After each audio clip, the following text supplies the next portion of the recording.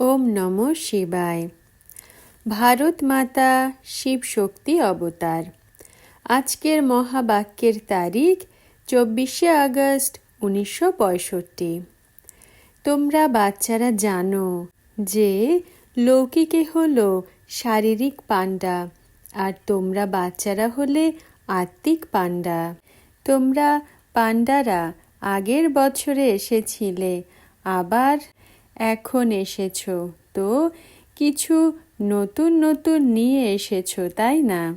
কিছু রেখেও এসেছো যারা যোগ্য তৈরি হয়নি। পরের বার আবার নতুন নতুনকে নিয়ে আসবে। বৃদ্ধি তো হতে থাকে, তাই না?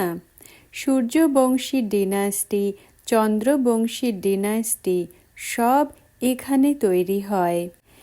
যে যত ভালো সার্ভিস করবে সে তত উচ্চ পদ প্রাপ্ত করবে। নিজের মনকে প্রশ্ন করতে হয় যে কতজনের ওপর দয়া করে তাদের পথ বলেছ, আর তারা সেই পথে চলা শুরু করেছে।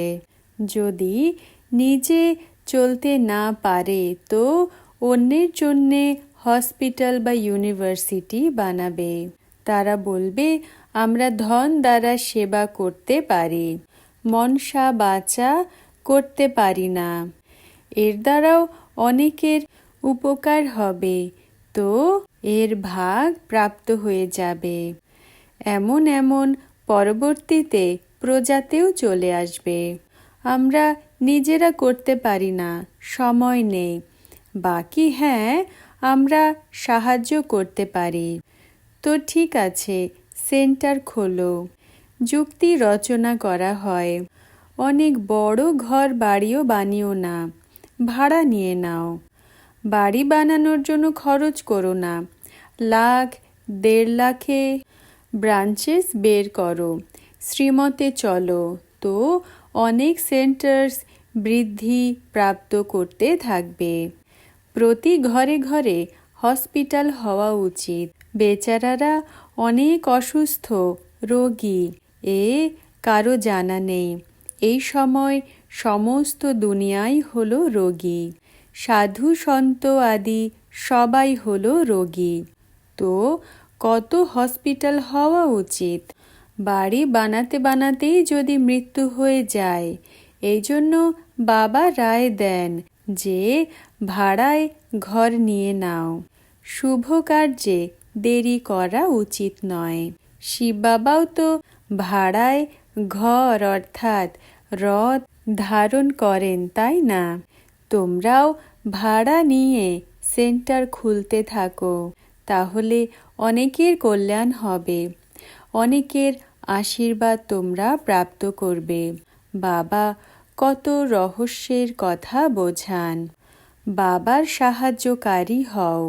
বাবা তাও বোঝাতে থাকেন, মানুষের কাছে তো কত ধন রয়েছে, সব হলো ব্যর্থ। বাবার তো এত দরকার নেই। বাবা তো হলেন করণ করাবনহার। এই ব্রহ্মার দ্বারাও করিয়েছেন, তাই না? সবার দ্বারাই করাতে থাকেন। শিব বাবা বলেন যে আমি রায় প্রদান করি। আমি আসি তোমাদের রায় প্রদান করতে।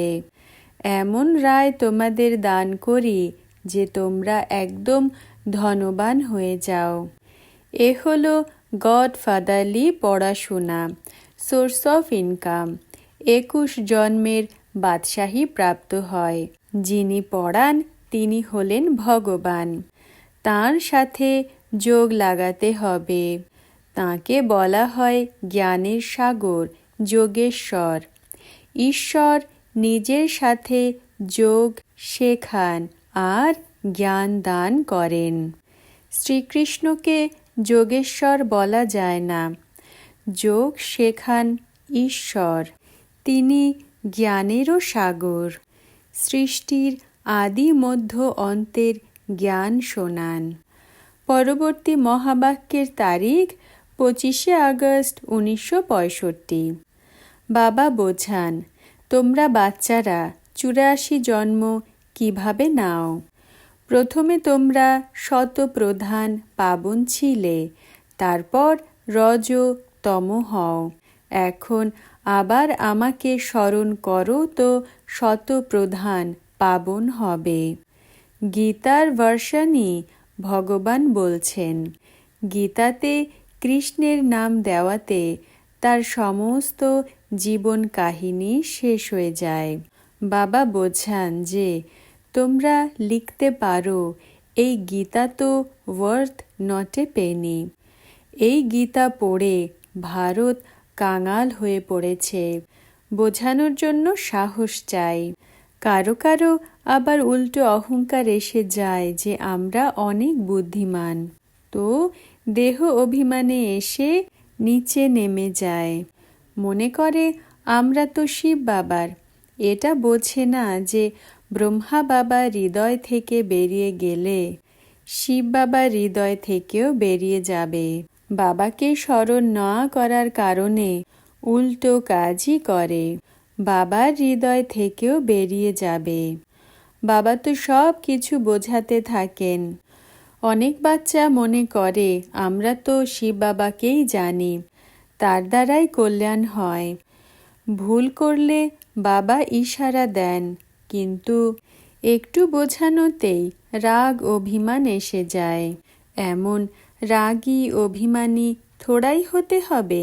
বোঝানো হয় এমন করো না।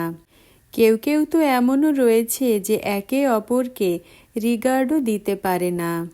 নিজের থেকে বয়সে বড় তাদের সাথেও তুমি তুমি করে কথা বলে। বাবা বলেন, এই সেন্টার থেকে তুমি বদলি হয়ে ওই সেন্টারে যাও। তাও বাবার আদেশ মান্য করে না।